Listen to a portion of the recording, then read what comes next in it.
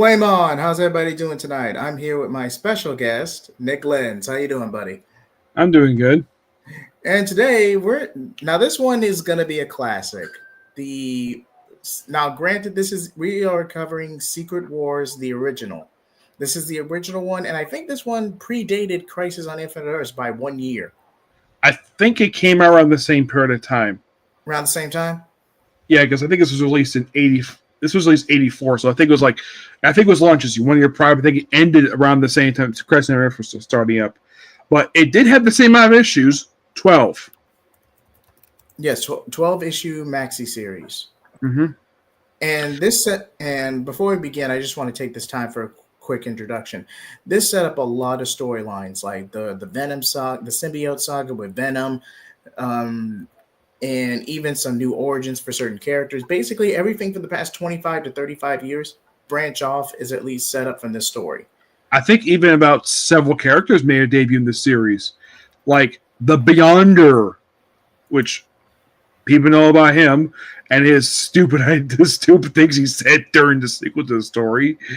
And I believe, I think Spider-Woman, the second one, Julie Carpenter, she got her powers in this event. There was a couple of noteworthy villains. I think it was also Miracle Man. I think it was Volcana, Marvel's Volcana. She made her debut in the story. And I believe the Titania, the one who's Absorb-Man's wife, I think she made her debut in the story too. By all means. So, do you want to give a brief setup or any trivia you want to set up leading up to this Okay. event? So the reason why this story happened was because Marvel did a crossover? No. Was it Crisis on Earth? No, they have it for a year. The reason? Toys! Yes, toys. Because there was competing companies. Marvel got this company had the license to publish Marvel toys. And hey, why not use this crossover to promote the toys? And so they needed to pick a writer for this book. Now, I did hear something. Apparently, the original idea for the writer of the story was going to be Chris Claremont. Was going to write the story, and John Byrne did the artwork because they were like the top creators at the time in the 80s, two of the top ones. But that couldn't happen. Due to the fact these two hated each other at the time. Because of another cosmic-related story, one of the most popular ones, and a bit controversial, in fact, it got retconned years later, the Dark Phoenix saga. Now, Jim Shooter told me this, that the ending of the story was agreed upon by Jim himself and Chris Claremont, but John Byrne did not agree with the story. He hated his idea was that Phoenix getting put in prison. Chris's idea was to kill her off. And because that, Byrne got moved to Fantastic Four, which he was working on the book at the time this book was coming out. And of course, Chris Claremont was doing his epic run on X-Men. So Jim Shooter felt as though that he should do the story himself. But who was the artist? An artist who does not get a lot of attention nowadays. I met him once in person. A guy by the name of Mike Zeck, who actually did a mini-series in the same period that this book came out. A book known as Punisher, which was collected in the trade known as Circle of Blood, which he did the artwork for that, and the writing of the book was done by a very underrated writer. He even agrees he's very underrated. A guy by the name of Stephen Grant. You think, wait, Stephen Grant, isn't that one of the alias of Moon Knight? Completely unrelated. He wrote that book. Great mini-series, which, of course, Stephen Grant delivers elements of that story in Punisher War Journal. But, so, how they led this story in the main books was that there was these, like, mini-cities that popped up around New York, and the heroes went in, and they come out completely different. And that led into this whole thing. So, you have to lead into this, and here's something that Marvel apparently doesn't like doing this nowadays, where, like, this event was this is the last event that ever did this. Because everybody knows what comes events. Oh, and then comes, we have to interrupt the story we're telling to have a tie-in. This was the last time we actually had an event, and we did not interrupt any storylines with any books. Everybody's able to do anything with, like, they just did this one thing, They come out. How do you explain it? We have the story, and nowadays, gotta have tie-ins, and got into the story. Even if we're a really good story, we have to stop. Biggest tie-in, and so. Like they had the Avengers going to this thing, and Spider-Man coming out, going into it, into his books, and kind of with the black suit. So the book explains how I got to, and one of them came when he came out with the Lizard. Well, Kirk Connors mostly. So the Beyonder, the cosmic being, the guy who later dressed like he's from the freaking 70s. Because so he decided to summon all the Earth's heroes at the time, including all the Earth's villains, including some towns for some reason, and they mixed it. They kind of destroyed some galaxies and just bundled it up together, and this created Battle World, which is not like the Battle World from 2015 version, which that was basically how the realities merged in one. This is basically the same reality, not multiverse stuff. That version's more akin to DC's Convergence. I think, ironically enough, the 2015 version was published around the same time as Convergence, if I'm not mistaken. Yes. Funny how history repeats itself. Yep. So the heroes. We have Spider-Man, the Avengers, which were comprised at the time of like Captain America, Iron Man, Thor, the Monica Rambeau, Captain Marvel. Despite the not call it anymore because of like in-story dumb reasons. Like we had this amazing cover done by Alex Ross. Hulk was separate from the Avengers at the time. We have the X-Men. We have Hawkeye. She-Hulk was there too. Now, Professor Xavier and Magneto were on the same side of the story, and the reason because Magneto had reformed in the 80s. Either way, Magneto reformed. It was the first time he reformed because he later reformed again in the mid-2000s because of M-Day. And so the villains basically, heck, the villains like many different villains, including bringing freaking Galactus in this story. We're actually at one point trying to eat Battle World. Yes, it is. The first one was big event, but not the first crossover. The first one crossover was Contest of Champions, the original one. There was one published in the 2000s, which is completely related to that one. Though Contest of Champions, from what I heard about that one, that was supposed to lead into a tie-in for the Olympics, but that was the Olympics with America boycotted because of the Russians invading Afghanistan. But it's the first really popular one. Contest of Champions is not as known as this one is. Plus, it's 3 issues. And apparently, from the story I heard for that one was that the arc was already done. The book was already canceled. This book, pre-planned, everything moving forward, no problem. And unlike some of us nowadays, this book had no delays. None.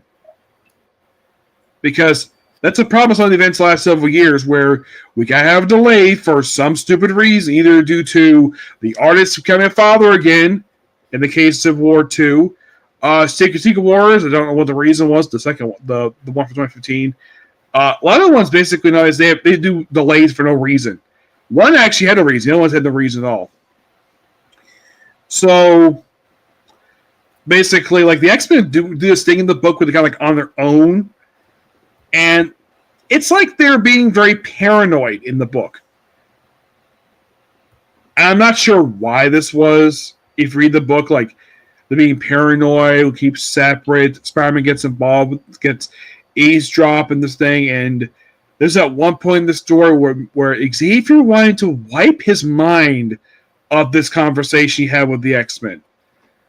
Needless to say, sorry, Nick, I hate to cut you off, but needless to say, there was a lot of setup going into Secret War 1984 and 1985. There was a lot of setup going to this title and the other books at the time. Crisis on Infinite Earths, you could read that maxi series as a standalone, maybe a few Silver Age titles, to get yourself familiar with that incarnation of the characters. But Crisis on Infinite Earths, you could read that 12-issue maxi series in a vacuum and probably binge the whole thing in one weekend, especially if you're watching the animated movies that recently came out. Which I still haven't seen yet, but that book had tie-ins. But mostly those were like ending anyway, some were relaunching.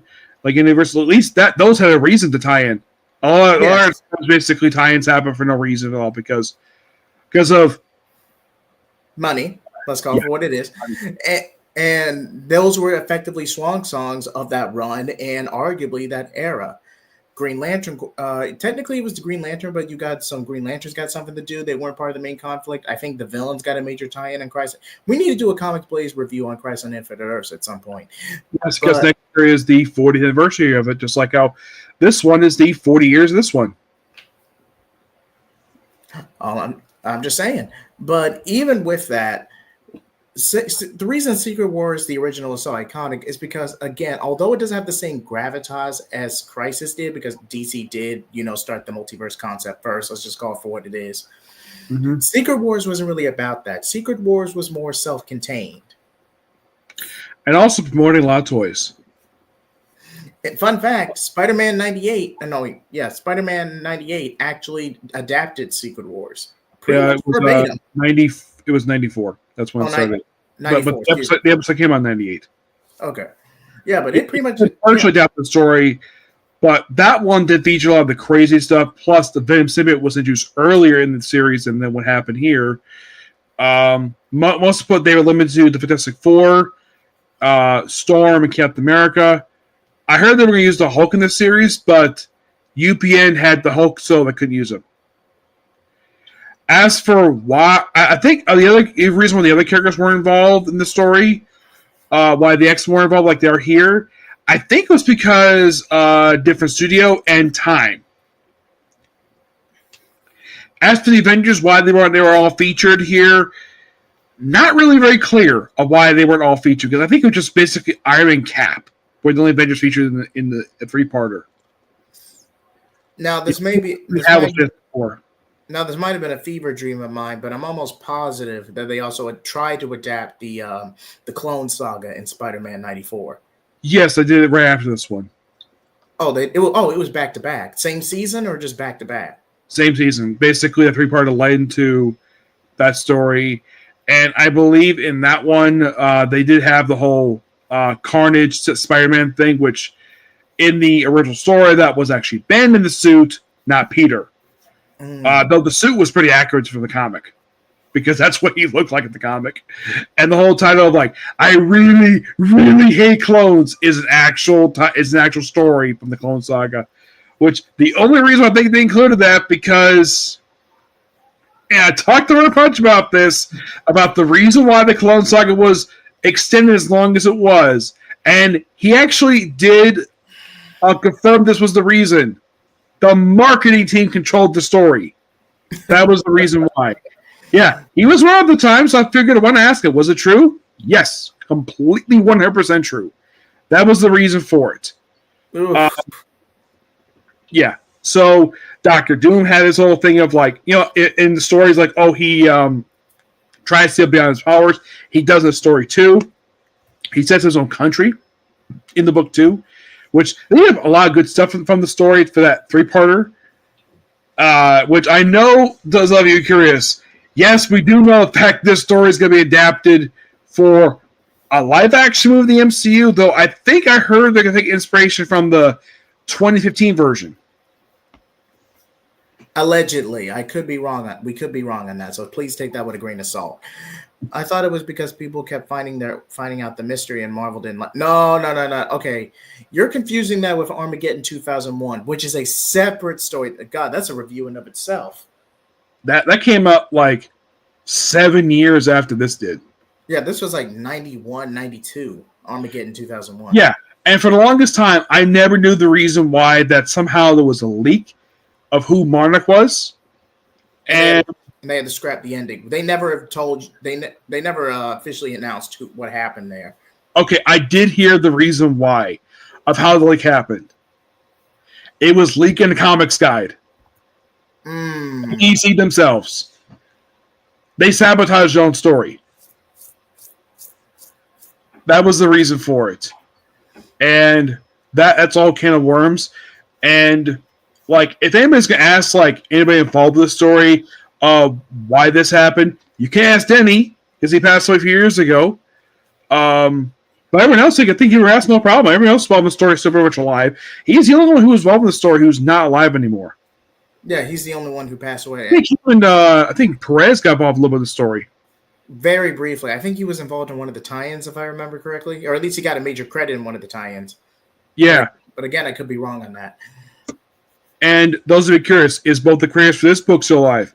Yes. Yes, they are. I saw Jim Shooter just this year. Mike Seg I saw a few years ago. They're very much alive and very healthy. If you ever get a chance to meet Jim Shooter, he is a very tall guy. And no wonder why basically he was editor-in-chief for 10 years. Speaking of consecutive work for 10 years, Dan Slott is allegedly, now granted this is a rumor, because I know we were going to get somewhere in the comments if we didn't talk about this. Brief tangent, everybody, I promise. But Dan Slott is allegedly being commissioned for DC. And I'm just like, no. I mean, just no. It's something different. Bendis was something different. Need I say more? Yeah, Bendis still has some good ideas for a Superman run. I didn't agree with all of them per se. One thing I did like about it, I did like the stuff he did in Superman. I also did like the fact Jimmy Olsen bought Daily Planet. I thought that was a really cool idea. They had mentioned afterwards the fact he's rich, which that was something that was not established by Bendis. That was something established years ago that he was rich. But this is not Bendis regarding the fact, oh, Jimmy Olsen is like Luke's cousin. That wasn't Bendis did that. That was Fraction. Matt Fraction. He did that. So do not blame Bendis for that. That's different. No, I will agree with you there. Bendis. Now, say what you will about the run of commercially being bad. I know we're on this tangent, but bear with us. But I say what you will about the run being bad. But if you factor Future State, 5G, all this and that leading up to it, you could argue, at least from a business standpoint, Bendis got a raw deal. But even if Bendis did have more say editorial-wise, it wouldn't have improved the book that much. It really wouldn't have. Yeah, and Bendis has also this problem where no editor can tell him no. That's similar to Dan Slott. Yeah, Slott, it's like, I've heard stuff. I've never met him in person, Slott, because the one time I saw him at Comic-Con, he was in the VIP area. The entire time. Yeah, and I couldn't get near him. And I'm like, why the heck is he in the VIP area for? It's like, what is he known for? A long run Amazing Spider-Man. That's it. That's the big thing he's known for. That and maybe She-Hulk and Great Like Avengers. But that's it. If it was Stan Lee, I would accept that. But this was Dan Slott. It's like, what the heck was the con thinking doing that? Does he think he has that big of an ego that he has to do that? And even then, Dan Slott's work, it's bad. At least in my opinion, it's bad. Not per se, but I would say his later Spider-Man stuff was bad during his long run. I would say the last year or two, I would say it got bad. Probably after the I would say the second relaunch of Amazing Spider-Man, because we relaunched first. It was the second one he did. The one that came out, the Secret Wars. The one he introduced a very boring version of the Zodiac, which I love the Zodiac. I love the original concept of them. I like the original version Roy Thomas created, including the androids. But the one he created, oh my gosh, it's a snooze fest. And the fact that all except for Scorpion are all brainwashed.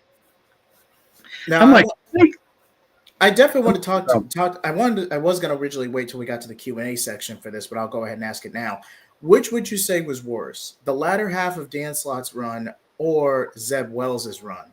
Baggage, editorial, and all. I would say Zeb Wells was worse because, well, at least Dan Slott didn't have John Romita Jr. doing the artwork half the time. I'll give you that. Yeah, people may not like Roberto Ramos very much, but at least his artwork actually looked interesting to look at. But that's a fair point. And surprisingly, he didn't have. I'm not sure why, because he's been in the book before. I'm surprised he didn't have Chris Botchlow as the artist in the book. I do not remember him seeing as the artist in any of Slott's Spider-Man stuff. It's usually Roberto Ramos or some other guy. seems like Roberto was like his go-to artist a lot of the time. He tends to draw Spider-Man very weirdly. You ever notice that? I have at least again. I fell off from DC, from Marvel after Secret Empire, but from what little I have seen, I had noticed that pattern. Yes. Yeah, it's like everyone's got like big faces. But I love his backgrounds. I think his backgrounds are gorgeous. Yeah, I can't take that from him. Probably the artist who I didn't like the faces for. I thought his artwork was utter garbage. I love artwork in other books, but I hated his artwork in this book. Salvador Roca's artwork on Star Wars. Mm. You ever seen his artwork? I've seen some of it, not a whole lot, but I have seen some of it. Oh gosh, it is horrible. Like his human faces look very much traced from the pictures from the actors. Like they look horrible. His aliens look fantastic, but the Star Wars the main human actors look so bad. And I'm like, he was the artist for a long period of time in this book. And one thing I put basically for as a hopeful resolution for Marvel would do, get him off this book, and that happened. Mm-hmm. And those who be curious, when did Spider-Man get? When in this book did Spider-Man get the Venom symbiote? That happened issue 8. That's when that happened. His suit got damaged in that battle. He think with a machine and basically spilled some goo.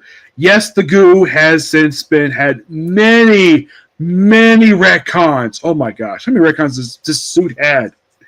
This has got like 5 different retcons. Like how it got there, the fact that the species, the fact that Marvel cannot keep the whole thing with the Venom symbiote consistent for more than like a year or two. Like they did with the Katars by Bendis. And then Donny Cates was like, oh no, that was actually a section of the species. That was the Guardians of Null. The creator of the symbiotes. You know, Donny Cates' big bad villain. Mm-hmm. I love King in Black, but the whole thing, the fact that he was the creator of the symbiotes is kind of silly. Or the fact that somehow he existed before the creation of the light of the light of the universe. The fact he gets on the darkness. Or the fact everyone got affected by freaking symbiotes. And it seems like Marvel still I would say since this story, the bad consequence of King Black is that Marvel's obsession with Venom. To the point where we have Venom War, or we have this Venom saga going right now in the books, which I think is close to wrap up right now. Which it started just this year, just not even like a month or two just after Blood Hunt wrapped up.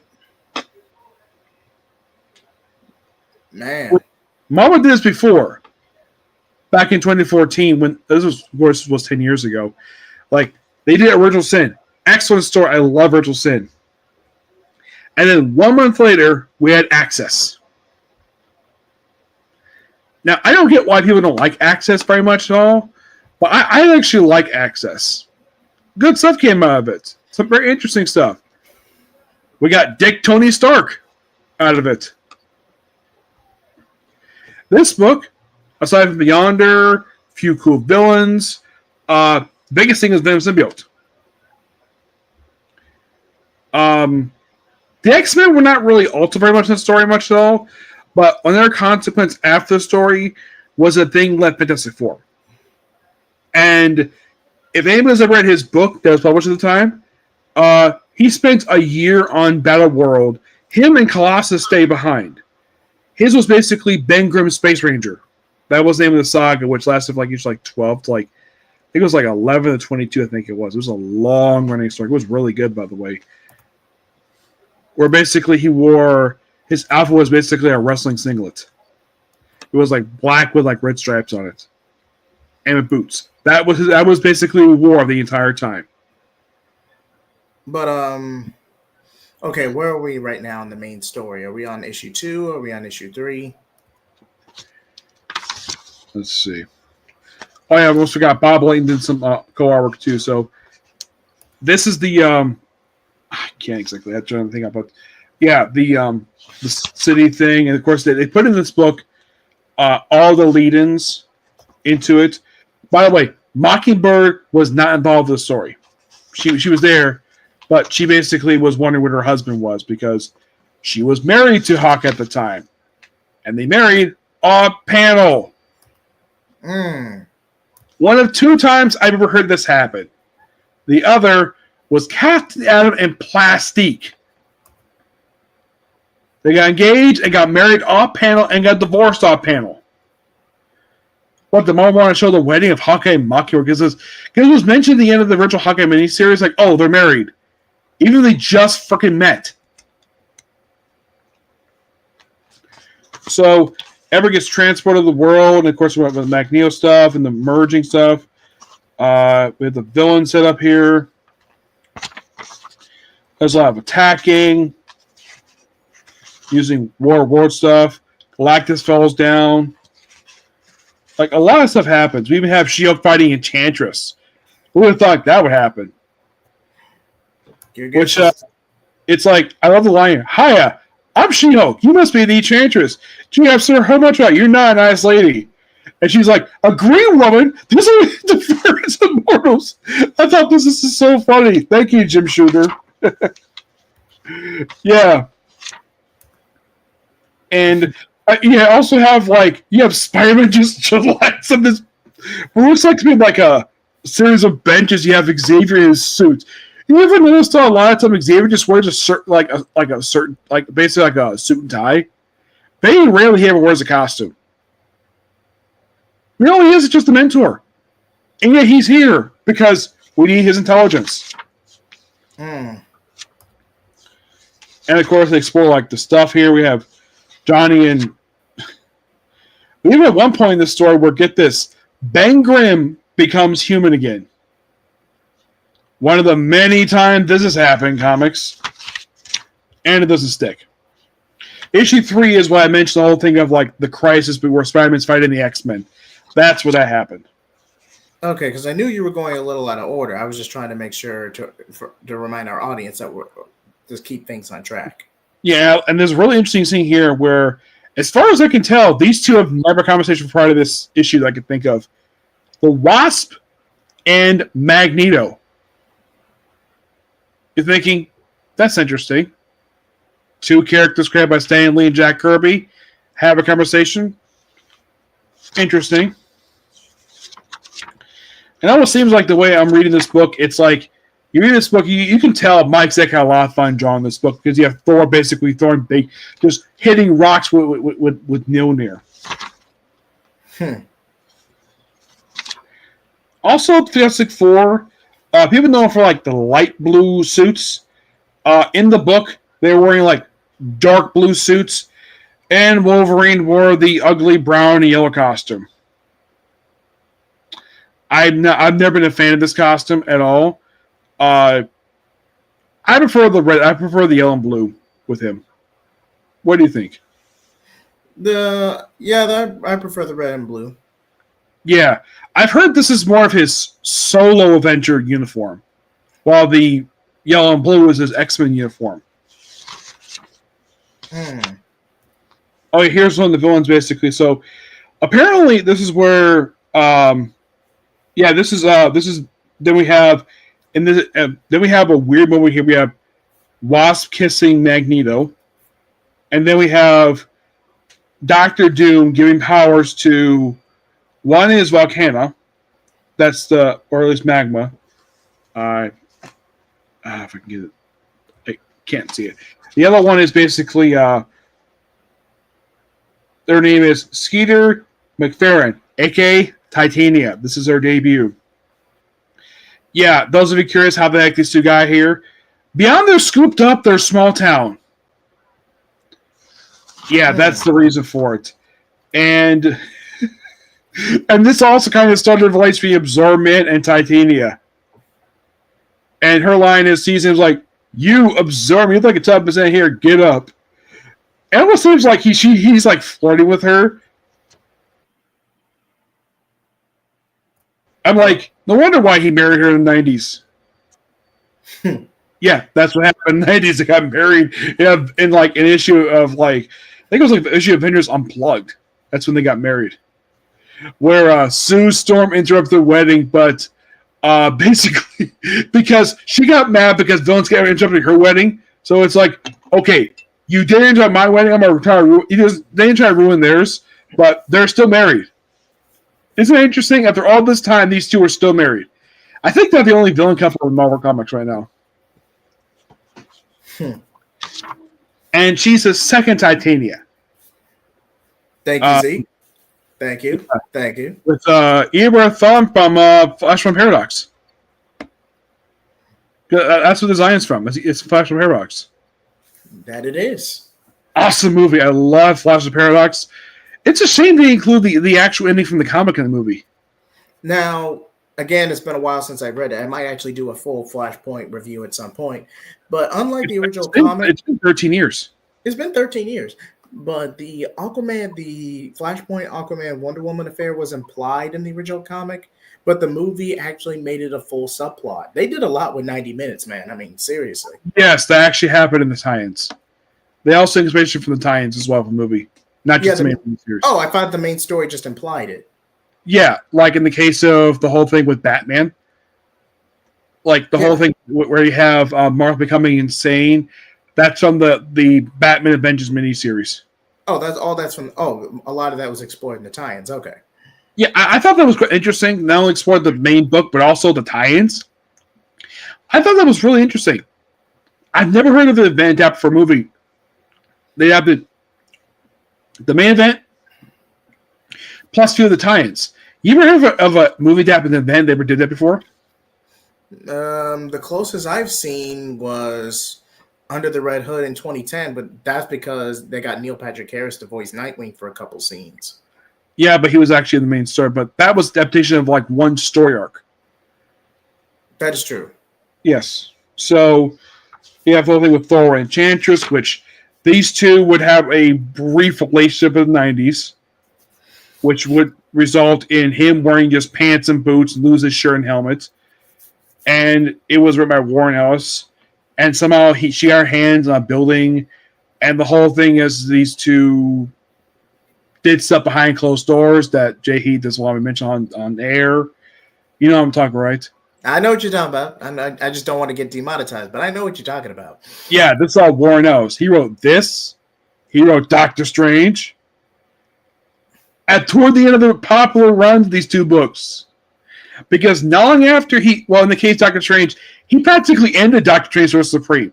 His issues. Thor ended about a year later. Okay. It was a weird thing. I think it was called World Engine. And it's a very bizarre story arc. You have Hulk basically just acting interestingly. And then here's another famous image from issue number 4. We have Hulk lifting up a whole mountain. This guy was been homaged a few times over the years. Because they were trying to bury them, and well, they get out. Also, Volcana, in this story, she has a romance with Owen Reese, aka Miracle Man, which of course continued over in Secret Wars 2.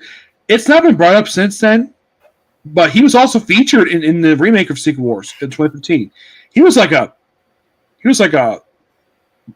brief supporting character in that one. There's this weird thing with him at the end of the event where we had to make duplicates of him to be batteries with new batteries from Multiverse.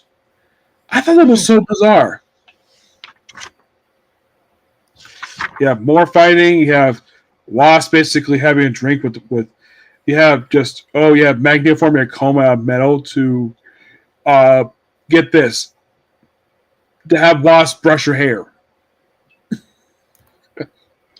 One of the reasons I also got praised for this book, at least Wasp is not changing costumes. She's not. Because that was a joke for her for years. Every issue she had a brand new costume. In story, fashion designer. Out of story, George Perez wanted to play with her costume. That was some of the reason. We're trying something different. Also, Rogue in this book is drawn differently than she's normally drawn. You think like the muscular woman who is in this book she looks a little bit older, because in later comics they draw a little bit younger. You ever notice that? I haven't noticed that. Yeah, she still has the white cheek hair. In this book, her hair is short. In other books, I think so in the 90s, her hair becomes longer, like shorter length, and stays like that. It never gets cut at all. Throughout the 30 years, basically, she's had that look. Because the more iconic look people think of is look from the 92 X-Men show, where it's it was like a green suit, the brown jacket with the X on it, with like a side belt that she's wearing. It was like green and yellow. People love the outfit. The later game was somehow this one, except it's like where she goes between that costume or the one with the hood. Not sure why, but she still has the gloves. You guys have a funny bit here where you have Wasp pulling at Magneto's cheek. I'm thinking, like, what the heck does Wasp see in Magneto? Does she realize, though, Magneto is much older than she is? Yeah, I would think that would become apparent. Yes, I think. Now, I don't know how Wasp is, because Wasp's age, a lot of the X characters' ages have never stayed. The only character's age I can think has been mentioned over the years is Spider-Man's. A lot of the other characters, you probably have to guess. I mean, Magneto's around since like the 30s, like 20s. This guy was survived a concentration camp. Though that was not Stanley who Jack Kirby created the comics, that was Chris Claremont did that. To make him more sympathetic. Though he backed me a villain after that. For reasons. And also, I do know, and those of you, if you're going to bring it up, like, what about Deadpool's Secret Wars, where he basically spent the night with the Wasp? That was a retcon miniseries, so somehow he was involved with this. This, I think, he's not in the main book until it was a retcon miniseries. The Cullen Bunn did. Good miniseries, though. I did a review for them on my channel. So they find out the whole thing, and then we have this interesting scene where they meet the aliens about a world, and they don't speak the word English. And Johnny falls for the female that's there. It doesn't go anywhere. And, of course, Ben goes back to be Rocky. And the X-Men Strike Back issue 5. And, like, Johnny's like, ooh, I'm going to take this little big, like fall in love with her. And I'm like, okay, so Johnny, I get the fact she's an alien. Because Johnny's a horn dog. He loves ladies. But here's the thing. You do realize, though, this woman has no idea what the heck you're saying. Because the way Jim Shooter wrote it is like, all he wrote for her is that there's some squiggly lines. So, she's speaking alien language. And the way it's implied, maybe she kind of understands by the way he's holding her. And it's almost like basically maybe he might know something, but there's also, there's also later on. Of course, then she finally speaks a little bit of English. Maybe she learned somehow, and she falls in love with Johnny. We have the Wrecking Crew. We also have Volcana, basically just arm in arm with Miracle Man. He has an infight with the villains. We have Doctor Doom. An interesting bit here. We have, get this, Enchantress bowing to Doctor Doom. I'm like, that's interesting. Like, you do know this woman basically has had a relationship with Executioner and Thor. And now she's trying to seduce Doctor Doom. Yeah, Marvel. Let's just say Marvel, everyone ends up with everyone. That's the cleanest way I can say it. Currently, she's not in a relationship right now. You're right. But you see that a lot more often than you do with DC. With DC, it's more implied, but with Marvel, it's really brazen about it. It's those of you curious that she hooked up with Thor. Not sometime. Thor was previously with She-Hulk, which I did not agree with that relationship, but I thought that was a bad idea. Well, did you see that, Jay Heath, when they tried to make She-Hulk more like Hulk or I think they actually tried to replace her. She actually had her try to replace him as the main Hulk. Yes, It was a whole thing. the rumor was that they couldn't use Hulk because of Mortal Hulk. I spoke to Jason about that. That's not true at all. That's complete false. He always wanted to use She-Hulk. Though somebody replied that people call her Hulk with a wig. Mm. And I didn't agree with her hooking up with Thor. I thought that was like, oh yeah, power. In my opinion, Thor should have been with Ross Solomon because that felt like more a bit of a natural. I get the fact he's not with Jane Foster anymore. Fine. They have been a couple since the '60s. But Ross Solomon is basically a good replacement for her. I mean, good character. She hasn't done anything in some time. She's not dead. But Thor doesn't have a relationship right now. So, mostly a lot of fighting. Also, for some reason, Beyonder brought Ultron in the story. I'm like, Beyonder probably doesn't know the fact that Ultron hates humans.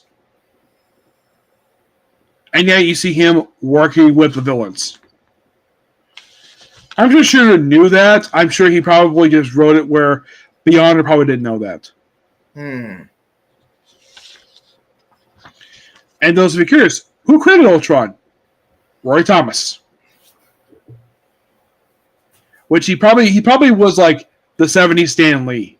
Because he created a lot of characters. He created the Zodiac, Ultron, the Vision, Ghost Rider, Iron Fist, the Johnny Blaze Ghost Rider. He created that one. Just to clarify which one, because there's about several of them. That's all I think of he created. He also created the Invaders for Marvel. Yeah, they're a retcon team, yes, but he did create the team. He did create the characters in the team. Like, Jack Kirby created Captain America. I don't know who exactly created Human Torch and Submariner. Submariner, I think, is Bill Everett. Bill Everett created Submariner. I don't know who created Human Torch. But he did create the team, and he'd also created Liberty Legion. The group, not the characters. Yeah. Then we had the villains, basically half of this miniseries. They basically do more striking back. But a lot of it, basically, it's like really good adventure stuff. At one point, you have Wasp just in this water area and runs into the lizard. And then, for some reason, Doctor Doom summons Ulysses Claw, Black Panther's arch nemesis, for reasons. Well, the thing is, they don't list the editors known here, but the last time he was seen, he fought Dazzler, and he lost. The Dazzler's light beams. Say what you will about Dazzler, but I mean, she's not really going to be a B or A-list character by any stretch of the imagination, but her power set is pretty up there, so I'm not going to fault that, especially in her earlier incarnation during the story. So some people like to confuse her with Jubilee. I feel like Jubilee is a little different than Dazzler. I mean, what would you think? Made a debut, I think it was the early 90s, while Dazzler her debut in the late 70s. And her original outfit, kind of got one. It's very outdated. The 70s look for her, the one with the blonde hair. With only they later on that's actually a wig, and her hair is naturally pink. And do not get me started on her current book. You know, that miniseries. There's a miniseries off right now, and it's not good. I have from my usual contacts, I have heard about it. Marvel has just gotten really, really bad. Again, I am a apolitical person. I try not to get too much in politics, but from the past 7 or 8 years or so, Marvel has just been on a. There's some good books there, but not a lot. Not like it used to be. Captain America is really good. I posted on Twitter. Did you see this? Where Marvel, the writer of the new Iron Man book, changed the skin color of a character supposed to be Asian. Wait, Iron Fist? No. Oh, okay. Then I don't know who you're talking about. Melinda May from Ages of S.H.I.E.L.D., who is supposed to be Chinese, and now she's black. With the tight hair. Is I this, saw, like, that's is this, not Malay. That's a random black woman whose jaw looks like, she still looks like Martha, the actress played Martha Jones from Doctor Who. hmm. Well, look it up. The recent Iron Book that just came out. I love the cover for the. I love the issue, but that was the one thing I didn't like about the issue. Where she's not part of the Stark board of directors. Now, this was really weird. This was supposed to be Chinese, and yet for some reason the artist made her black for no reason. I don't know why. Now, I will say this though. I will say this above all else. Falcon. Okay, I'm just using this purely as an example. A lot of fans accepted Falcon, say especially with the MCU synergy the character received from the MCU. Falcon is arguably an even stronger sidekick for Steve Rogers than Bucky was pre-Winter Soldier, because again, it depends on the version. But pre-Winter Soldier, this is strictly in their sidekick roles. So now you have Falcon, or Falcon Cap, as some fans have called him. Shout out to Western Thinking Critical. Or Captain Falcon. Or Captain Falcon. Captain Falcon, that's also an acceptable alternative name. Yeah, I've heard that too. To where you completely rebranded this character and gave him, who's already a legacy character in of itself, and you're already giving him the more established characters hand-me-downs. Now, I'm not saying mantle swaps are a bad thing, because mantle swaps have worked. You just have to create a new status quo and give a warrant and consistent reason why this shakeup is here to stay. For example, Mark Waid's Flash run before he fell off and became an asshole, but that's a separate conversation. Grayson donning the cowl leading up to the Grant Morrison's run in Batman and Robin. I mean, even though it's the first time he put on the cowl, but he put it back in the 90s. DC keeps forgetting that. Oh yeah, he did briefly before John Paul Valley ended up doing it leading up to Nightfall. He did it after John Paul Valley. Oh, okay, all right. Bruce was right in the story, and then he took over for a brief storyline, and Bruce came back full time and debuted a brand new suit he would use for the rest of the 90s into No Man's Land. Was this the Disco Nightwing suit, or was this the one after that? This was his second suit that he had at the time. And then afterwards, he got a solo book, which he had the brand new costume, which people know for that costume better. Currently, he's on his fifth costume right now. Okay, because I do remember Disco Wing was from, that's what some fans call the costume. Disco Wing lasted from 84 to the early 90s. Yes, and then I think his first miniseries, he adapted a little bit a different book for a look for his first miniseries, and then when it came ongoing, he adapted more black with the blue bird on it.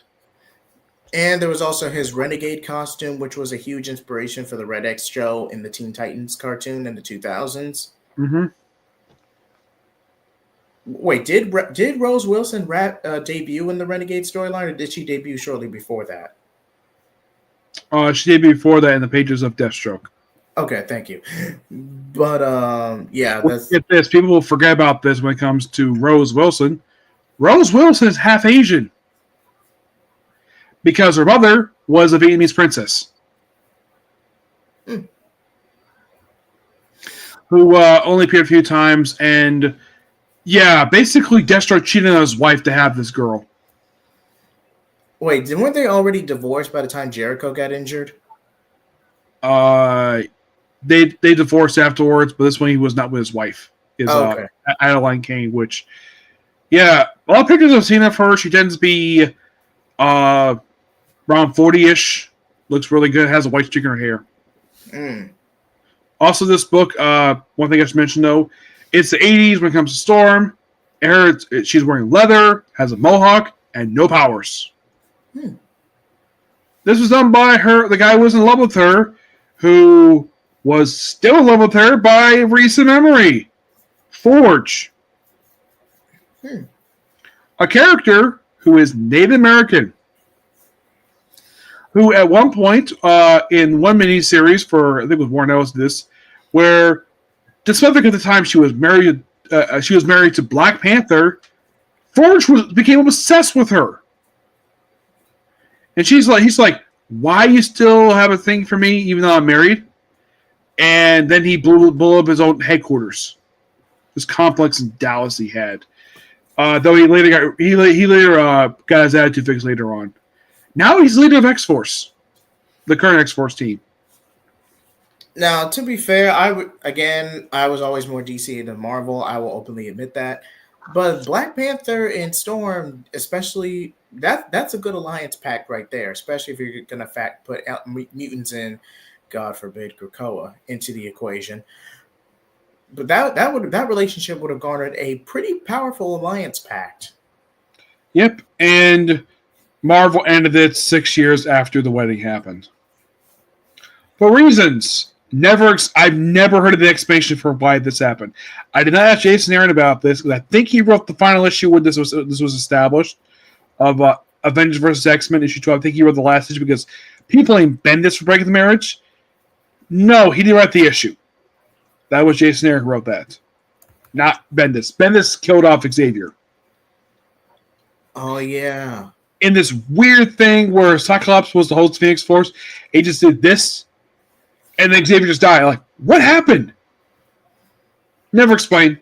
It did lead to Avengers versus X-Men and House of M, and I'm like, okay, Xavier's done a lot of shady things over the years. Tragedies have happened.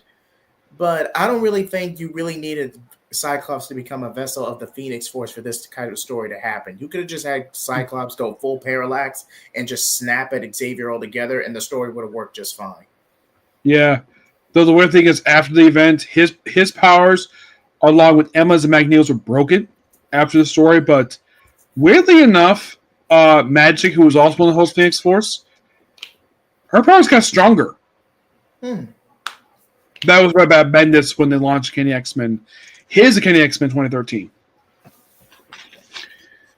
Oh yeah, and also the girl who Johnny was fawning over, she later decided to heal Colossus, which she briefly hooked up with him. After this limited series wrapped up, it was even have where she and Johnny some kiss in the sky. Not their thing that happened with Angel and Paige. That's something else that got very controversial. Now, moving on. That happened during Chuck Austin's run for Kenny X-Men, where he had Paige and Arcane just go in the sky, and then close basically fell on the ground. I'm gonna leave it at that. Jay, he knows what I'm talking about. Yes, I do. I appreciate the courtesy. Yep. So we see Iron Man have like a building. We have one of the abilities of the Mon boat, Captain Marvel. She can turn like yellow light. She can like phase through stuff. A lot of time, Marvel likes ignoring her for some reason as a character. You know, at one point she was dating Blue Marvel. It was brought up occasionally since they first dated Ultimates. And he's like older than she is. Because look at like Blue Marvel, he has like grayish hair. Like this guy was around when JFK was president. So he's probably like 50s, I'd say, 50s, 60s-ish. Though he basically probably lives a long life. And he hooks up a woman who's much younger than she is. Which, she is not a woman, so she can take whoever she wants. Though this was her second boyfriend in the comics. Her first boyfriend was Jericho Drum, a.k.a. Dr. Voodoo. Yes, she briefly dated Dr. Voodoo. The guy who briefly plays Doctor Strange as Source Supreme. More fighting happening. We even have versions of Killdozer show up here. And this is just big vehicle. It just picks the heroes that somehow the heroes have. And issue 7 is when they introduced the new Spider-Woman. Where she just shows like in the book, it's like complete random. Like, I was like, who are you? I'm Spider-Woman. I'm like, what? Her appearance in this book is completely random. I mean, look at this. I don't know if you can see it there. But her appearance in this book was completely random. It's like, oh, look, a new character. Okay. A character who has been used sparingly since this book wrapped up. Did have a miniseries as Spider-Woman, but now she's Meta Web.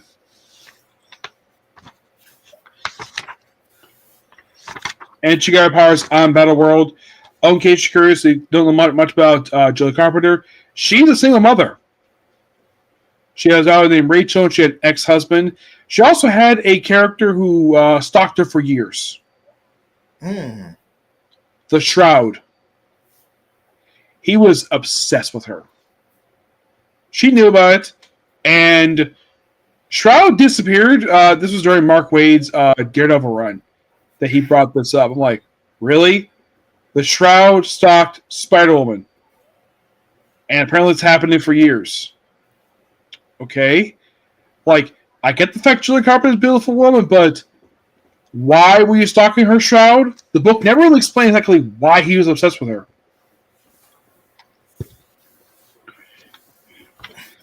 And I do appreciate the fact they read this book, like, the whole relationship between Volcana and Miracle Man is very consistent. And we have more stuff in here. Like, we even have where, like, I think it's like Thunderball saying, Kabuto saying, I feel a breeze, but there's no window in these quarters, even though there's a window right there. And then Shio basically breaks his window to beat the crap out of him. Because, of course, the heroes discover the villain's base and they fight them. Issue 8 is the iconic cover, which this is the issue where it has debut of the symbiote. It's not exactly much build-up per se. It's just that, let's have Spider-Man basic. We also at one point you have Cap basically throwing his shield into Enchantress's face. Knock her out. I'm like, okay, as long as you don't break her nose, you're good.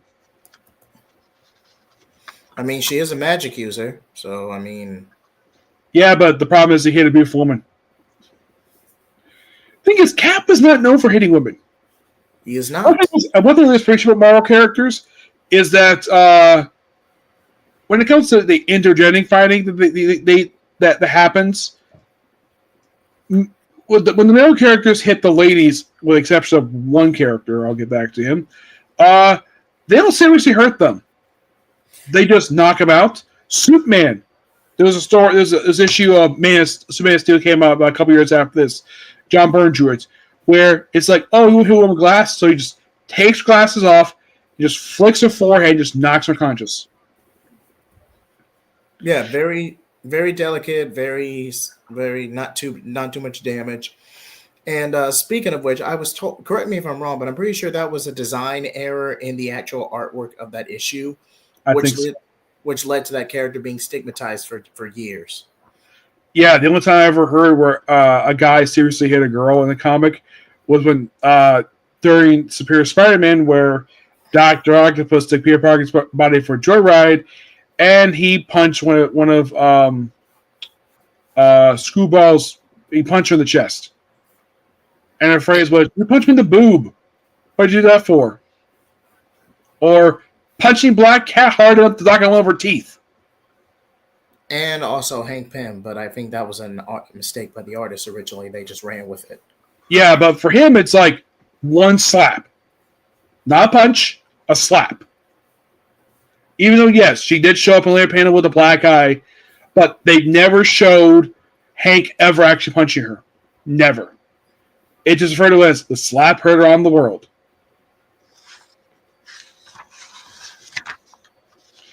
So, more fighting here.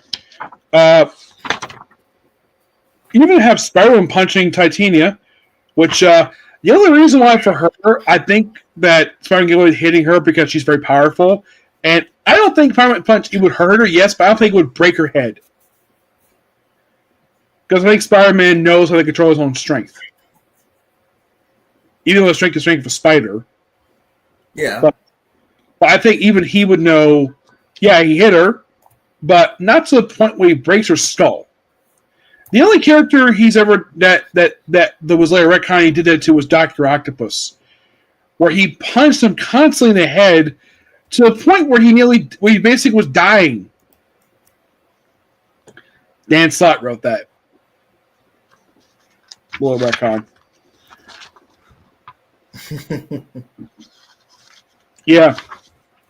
But here's one for you. Has anybody ever seen uh, Reed ever hit his wife? He has. Once. He slapped her when she was possessed. But Yes, and but I he had believe for it. But he probably did it because they wanted to break the control Malice had over her. That was the only reason why. But he never actually has truly hit his wife. Never. no, that was a one-off situation. They had to do it. Um, has Storm ever been hit by any of the guys in the comics? Maybe one of the villains, maybe some no-name guy, but like none of the villains ever seriously punched her. No, not to that extent. I don't think it's ever. And now that's the point where Spider-Man gets his costume. It's a habit that you ate, where he's like talking to Thor and Hulk, which no one a lot of the time these two each other's throats. But I guess one of the times they get along, he just feels like, oh, a little ball, and poof, there's your symbiote suit. Which you gotta thank Mike Zeck for designing this thing. And that happened at the end of issue 8. This panel, these last 2 pages, were later reprinted in the I think it was the Alien Symbiote Saga, the trade paperback. They included these 2 pages in there. Yep. Issue 9 is where Galactus basically finally does something. You have Colossus checking out on the alien woman. Which also Colossus, the weird thing is his outfit at the time was basically like just underwear, shorts, and boots and gauntlets. Like no shirt with him. I don't know why it was a thing in the 80s that he would do this. Cyclops had the same outfit he had back. Here's the Cyclops' outfit here is the same outfit he had back in the late 60s, actually, or like early 70s, where it's like gold gloves, blue suit. Like this outfit didn't really change very much. I mean, he made some additions over, but it's still the same outfit he had back in the. I think it was introduced when Roy Thomas was basically writing the book. Nightcrawler, he changed his costume a couple times over the years. But he always goes back to the default costume, the big V thing he wears. He still wears it. Of course, Hawkeye doesn't wear his Jack Kirby outfit anymore. He has worn that since like 2011. And the reason is because the Avengers movie. No, that outfit was inspired by the Ultiverse version of the character, so you have Thing turning back. You have Galactus doing his own thing here. Like, you have some villains getting captured who Dr. Bakes and free. Like, nope, he doesn't. You have Galactus making a play trying to absorb the planet. It's happened issue 9. Like, oh yeah, Doom base. And then we have this cover where Doctor Doom's outfit is basically shattered. Mm-hmm. Oh, those of you curious of what is behind Doctor Doom's mask? Why does he wear the damn thing? According to something I heard from Rob Liefeld, the rumor is the reason why he has a scar on one of his cheeks. And that one scar is the reason why he wears a mask. Despite the fact the scar's been fixed many times, Marvel keeps on doing it because Marvel loved the Doctor Doom costume because of toys. It was at one point he was Iron Man. Yep. It was like, what's happening? And of course you have rare villains doing their own things. Like a lot of the thing is like lots of fighting, but good story. At one point you have Doctor Doom. I don't know if you can see it here. I can do it here. I think you can see it, can you? I could see it. Yeah. It's this outfit he wears here, which I heard that was also a version, that was also a toy he had at the time. With no cape. Yes. Then he goes giant size, like, Doom! And then issue 11, like, oh, his face is fixed! Like, Ooh, look at my handsome face. One of 2 times Marvel has done this with him.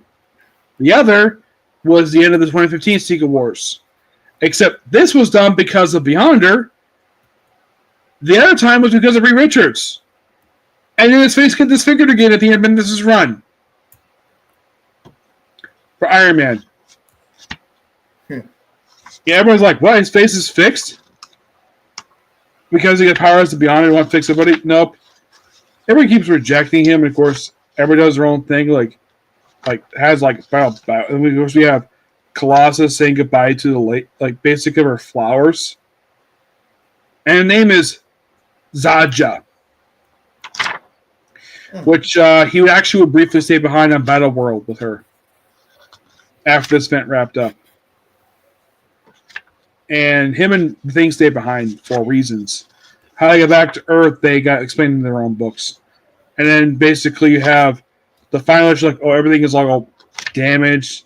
This big city floating in there, and everybody's basically we're slowly wrapping this event up. I think we even have a woman who's basically they have water. I'm not sure who this is.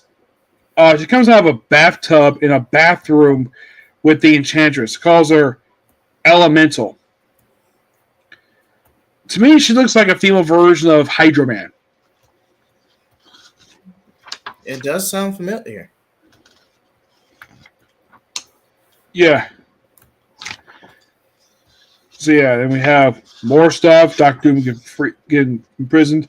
We have Doctor Doom just sleeping, and then Claw tries to come up. I'm like, oh, Claw, I never fell asleep. It's like, did he knew Claw was sticking up on him? And it was funny when it was like they're all dead, and then of course you have Mjolnir coming to their freaking wall. The Hammer of Thor, and everybody's like attacking while these creatures are deal with them. Then you have Doctor Doom being confronted by Captain America, which this has happened a few times over the years. These two have engaged in a fight.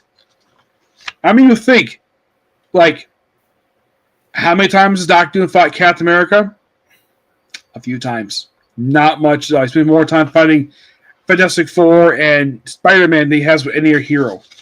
At one point, he fought Luke Cage, where he owed Luke Cage money. He's like, I'm not paying it. So he goes back home. So Luke Cage borrows one of the Fantastic Cars, flies to Latveria, beats up Doc Doom's guards, and then punches him in the armor, and is like, okay, now I'll pay you. I'm like, wow. Shows like Luke Cage has got balls to punch Doctor Doom in his armor and just shatter like pieces. He's like, okay, I'll pay you. Cap shield gets damaged and it gets fixed somehow during the story. And Xavier puts on this yellow jumpsuit.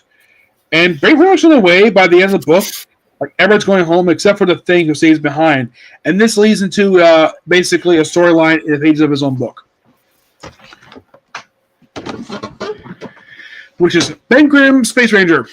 A 12-part story, because if you read Thing number 11, it picks up right where this issue leaves off.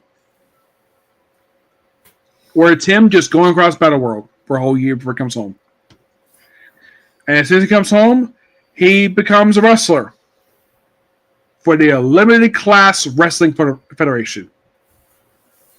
Where he meets up with these group of villains known as the Grapplers, who wants equal pay. Something has been brought up over the years. And one of the Grapplers was the original Titania, who got killed in the shower. Wait, what? Yeah. By the Scourge, the Underworld, disguised one of the Grapplers. He just went in there, disguised and shot her. You didn't see who the person was, but it was Scourge. You know who was Scourge? Because he said, justice is served. He was there to kill off minor villains who were not popular. That was the point of him. I would say the biggest character he killed was when he killed one of the Red Skulls. You were thinking, which one? Was it Johann Schmidt? Nope. Was the agent opposed to him in the debut Red Skull? Nope. The Communist Red Skull. The one who was responsible for the death of Richard and Mary Parker. That is who we killed. By killing him by shoving off a helicopter when it was in the air. And I call that one the biggest kill of his whole career. Was killing off Red Skull. Now that's a big name. Like at one point, he killed off a character named Wrath, who was Jane DeWolf's brother. And originally he was going to kill Flash Thompson because he was Hobgoblin. But he was like, okay, I feel like, wait, he's on my list. Bam! Kills Wrath in the spot.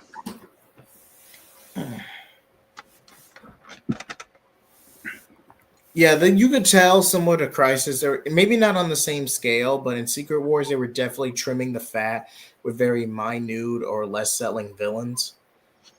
Mm-hmm. But I feel like that despite the reduced scale, Secret Wars played a similar purpose that Crisis did for DC, because Crisis was DC's 50-year anniversary as an imprint. And plus, people died in it, and some of them actually stayed dead. This one, not really. Nobody technically died in the story. Well, no one actually stayed dead for more than an issue because they came back in the next issue. But we did have new characters, new concepts. But you got to think this event for introduced to Titania.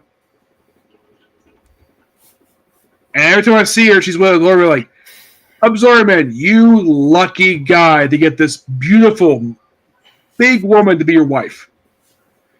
I mean, she's got like, she's almost like a bodybuilder.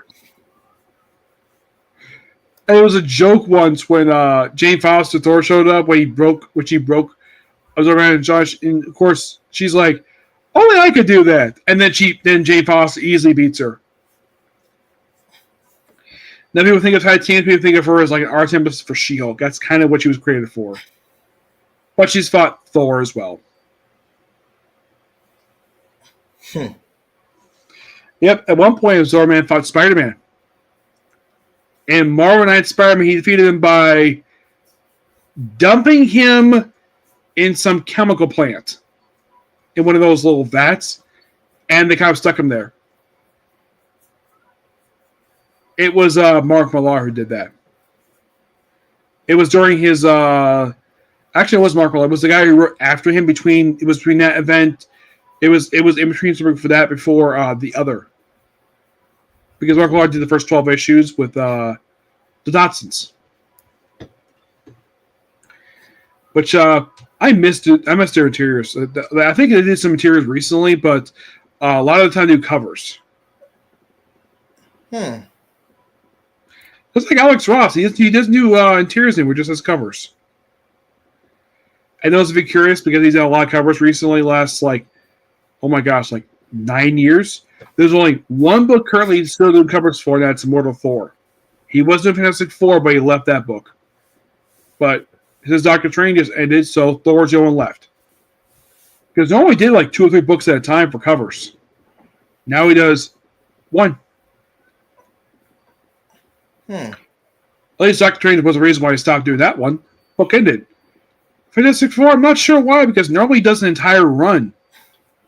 Like a whole volume, all the issues. But Fantastic Four was the first one I know of he actually left after like 23 issues. He didn't issue 25, that was somebody else. And 25 was not that good. The one with Johnny and the Centipede alien. I heard about that one, but again, I have fallen I'm like, off. okay, so I get the fact that John so likes aliens, but could you at least have him be with the one who is human looking? Not a bug? Wait. So let me get this straight. They tried to make Johnny Marvel's Captain Kirk, even though you have multiple characters who act that way already. And he's dating a centipede. For 1 issue. I mean, what was this, a one-shot? Was this a standalone? I mean... It was a standalone issue. It was this weird thing, this other Earth that kind of merged together, and then she hasn't returned since then, because I think Ryan Moore, he must have got a lot of flack for that issue. Because that was so bizarre. It was like a couple months ago, it was a month of the bizarre issues. Yeah, if you're gonna do something weird and zany, I mean, Johnny Storm being a horn dog isn't really that weird or zany. The fact of him actually having some tact and not acting on it, that's something you can make a bizarre story out of. But Yeah, there's also other things like a new Ghost Rider who rides a wheelchair. I'm sorry, what? Yeah, Happy Spirit, the current Spirit Adventures book that's out now. First issue, debuted a brand new Ghost Rider who rides a wheelchair. So it's a flaming wheelchair. I'm sorry. I'm genuinely trying. I'm trying to imagine this in my head. So you got motorcycles, you got cars of vengeance, you got spirit of vengeance, and this was I think it's one that rides a horse. That's Phantom Rider, but he's considered a Ghost Rider, but a wheelchair. September was a month of weirdness or bizarreness, to say at least, because that's the way it was 2 months ago. it's a good thing I fell off on Marvel Comics. Not gonna lie. You probably would not have liked X and Blue Origins. Okay. X Men titles are usually pretty decent. I'm sure it wasn't that bad. It had a very gross new origin story for Nightcrawler. Wait a minute, is this the one we're talking about with Miss? Oh, okay. I think I know which one you're talking about. It was bad. And do you know who wrote this book, this one shot? I mean, it doesn't really matter because Mystique has always been promiscuous in just about every aspect she's in. So does it really matter? And I'm They had Destiny give birth to Nightcrawler in a way that's not how women give birth. Read the issue and you understand what I'm talking about because it because is. I do remember talking. I remember initially covering this on CLD. Like we're just gonna briefly surmise it, and I'm just like, I get what you're going for, but the artwork does not. It's Yeah, been a while since. I don't consider this thing a canon origin story for Nightcrawler because it was so gross. I consider it just a story for Mystique to tell Nightcrawler to get him off her back. Mystique is still his mom, but apparently also Destiny is too. Even though that's not how birthing works at all. Okay, so It, it came out late last year. If you wonder who wrote it, it was Simon Spurrier. now I know why the Flash book isn't good right now. I'm sorry. I tried to read Flash on like three separate occasions. I just couldn't get into it. Like Simon Spurrier, I'm sure he's a decent. His go-to is horror, and you can definitely tell that he's written a lot of horror books in his time. But I just I can't. Spurrier stuff. Yeah, he's written some, but I just He can't pay. wrote, he wrote Legion. He wrote the Legion X Legacy book. But with his Flash run, I just can't I just can't figure out what's going on in Flash. I try to read, I try to pay attention to the artwork, and I'm just like, is this just not going anywhere? Is this a nothing You burger? probably should read the issue where you had Jay go on a date with this red hair woman with curls. They never said who it was until Iris showed up, and she said, "Oh hi, bestie," and it was Maxine, Anna Man's daughter. It's like randomly Jay is in a date with this girl, and then she's dating the daughter of Anna Man. I'm like, what? When did this happen? This was complete random, at best. I mean, there was some setup in the Jeremy Adam run, but not much. There was a filler issue where they were on a play date and Wallace had to babysit them. That whole Tevia knows what I'm talking about. That Super Kids filler issue. Yeah, but Jay and Iris are a little bit older now. They look like they're teenagers the way the art draws them right now. Hmm. Well, this is kind of interesting when it comes to Animal. He made his debut in the 60s. While he made his debut there at the same time, he was a little kid. And you look at him now, you look at Animal, they both look about the same age. Mm. Did you notice that the Journey Mammals run, they look about the same age? I had noticed that, but I'm not sure why. I mean, Anime made his debut around the same time Wally, because Wally was Kid Flash. Was like he was a teenager. Anime was already probably in his 20s when he made his debut as a superhero. Every bit, at least 20 to 25, at least. And it was never he had kids until the Grant Morrison anime book, which is that ongoing series was really good. And it's for some reason DC didn't finish collecting it. They collected all but the last 10 issues of that 89 issue run. This is also the run of debut, the second Mirror Master, where he was talking about somebody to attack Ant-Man. He punched his wife, Ellen. Ant-Man sees like, "Did you punch my wife?" And he throws him out a window. I thought that was so funny that he did that. I'm like, wow. Just like a good husband he is. He stands up for his wife. That's Morrison for you. And then later on, he didn't fight Flash till almost a decade later. I never got that. Like, why would you wait to Flash 105? The issue where the cover was homage to Mirror Master's debut. So that's where you first fight Flash. About 10 years after he debuted, like late 80s. It took almost 10 years for him to fight Flash. I don't know why DC did that for. It was weird. Well, we kind of have the way cover Secret Wars. Yeah, we did. It was a really good event. It was. Mm-hmm. And things did kind of get a little chaotic, and I do want to apologize for that. But all in all, thank you so much for watching. Nick, anything you want to promote or highlight before we wrap up? I do have videos coming tomorrow, and I'm still watching right now. The strongest magician, and demon's arm was a human. It's a really interesting series, but there's no depth for it. I'm like halfway through the series right now. Awesome.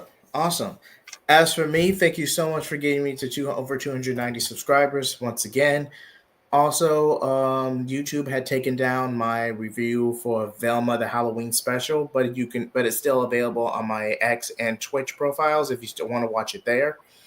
And a lot of my reaction videos are likely going to go straight to Twitch unless I have it in a way to where I don't show the footage.